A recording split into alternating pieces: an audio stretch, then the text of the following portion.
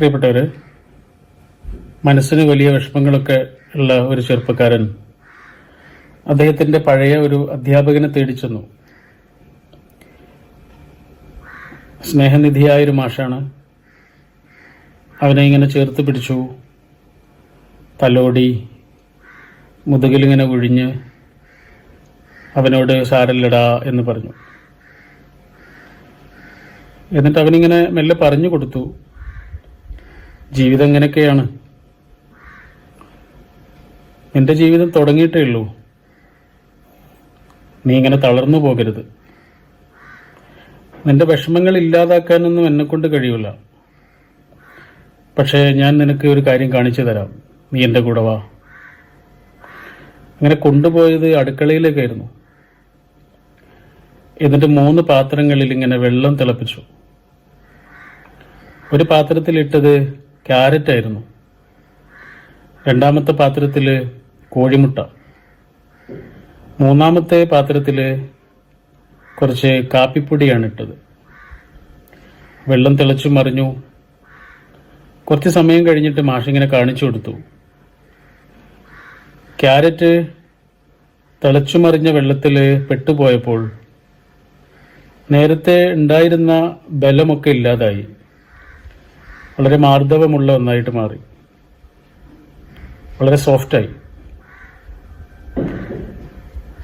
കോഴിമുട്ടയാണെങ്കിലോ നേരെ തിരിച്ചു പോണ്. അതിൻ്റെ തോടിന് വലിയ മാറ്റങ്ങളൊന്നും ഇല്ലെങ്കിലും അതിൻ്റെ അകത്തുണ്ടായിരുന്ന ദ്രവം ഇങ്ങനെ ഉറച്ചു പോയിരിക്കുന്നു. കാപ്പിപ്പൊടിയുടെ കാര്യമാണ് വലിയ അത്ഭുതമുള്ളത്. തിളച്ചുമറിഞ്ഞ വെള്ളം ഈ കാപ്പിപ്പൊടിയെ മാറ്റാനൊക്കെ ശ്രമിക്കുന്നുണ്ട്. പക്ഷേ വെള്ളത്തെ അങ്ങോട്ട് മാറ്റുകയാണ് കാപ്പിപ്പൊടി ചെയ്തത്. വെള്ളം സുഗന്ധമുള്ള ഒന്നായിട്ട് മാറ്റി. ഈ കാഴ്ച 3 കാണിച്ചു കൊടുത്തിട്ട് മാഷവനോട് പറഞ്ഞത്, ഒരേ സാഹചര്യത്തെ എങ്ങനെയാണ് ഈ 3 വസ്തുക്കളും നേരിട്ടത് എന്ന് നീ ഒന്ന് ശരിക്കും നിരീക്ഷിച്ചു നോക്കൂ.